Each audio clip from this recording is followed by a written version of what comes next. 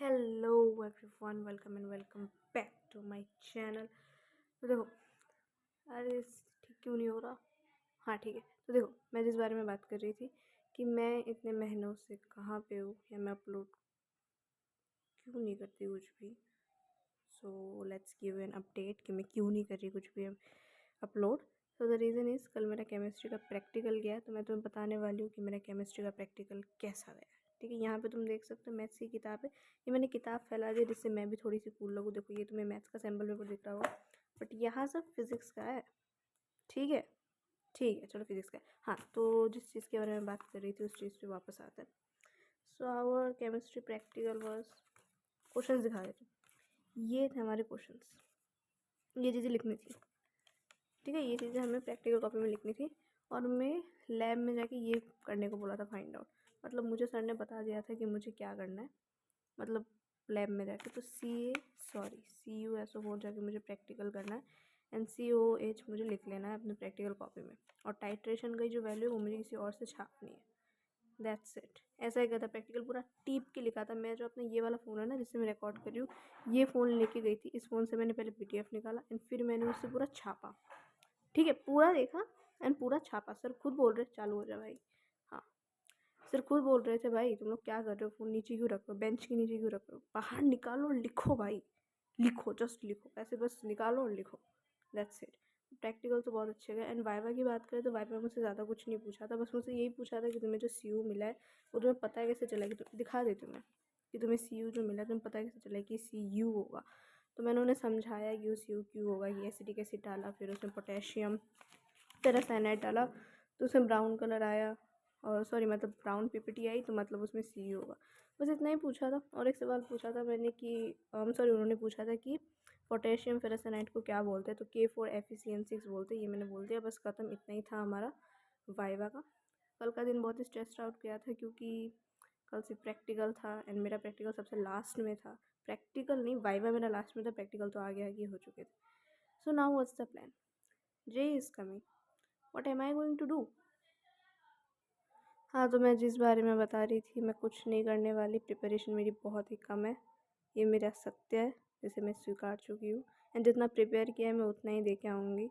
मैं बहुत ज़्यादा उस बारे में सोच रही थी क्या करूँ क्या करूँ क्या करूँ करके। मैंने अपने एक सर को टेक्स्ट कर दिया कि सर मैं क्या करूँ, मेरे को बहुत टेंशन हो रहा है। सर बोलते जितना हाथ में उतना ध्यान दो।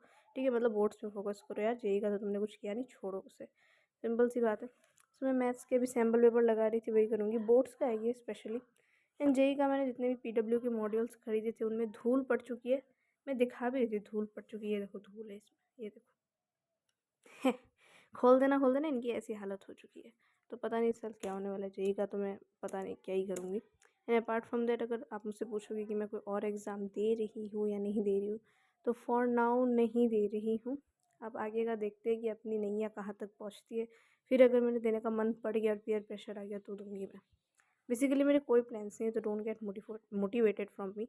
बट आई थिंक बोर्ड्स ज़्यादा इंपॉर्टेंट है, तो बोर्ड्स पे फोकस कर लेना चाहिए। So now I am just preparing for boards.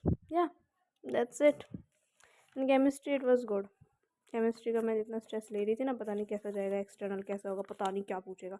हमारी एक मैम थी, but she was very sweet to be very honest.